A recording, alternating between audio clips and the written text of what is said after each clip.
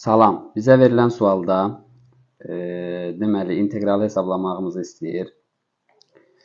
Burada nə edirik? Əvvəlcə 2x-i dx kvadrat bu formada yazaq. X kvadratdan törəmə tapanda onsuz 2x verəcək bizə. Məxrəc də x kvadrat minus 2-nin kvadratıdır. Biz də burada 0-dan 1-ə qədər d x kvadrat çıxılsın 2 formasında da yaza bilərik ki, çünki sabitin törəməsi 0-a bərabərdir. Yəni orada 2-nin törəməsi bizə 0 verəcək. Burada x kvadrat çıx 2, x kvadrat çıx 2. Onda x kvadrat çıx 2-yə bir t desək, olacaq integral 0-dan 1-ə qədər dt bölünsün t kvadrat.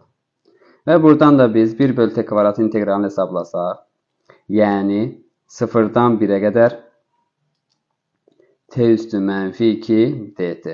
Üstü bir vahid artıb olur 1 bölü t və tərsi gəlir qabağa, mənfi. Bu da bərabərdir. T-nin yerinə biz x kvadrat çıx 2 qoyaq. Sərhədlərimizi 0-dan 1-ə qədər yazaq. Bu da bizə verir.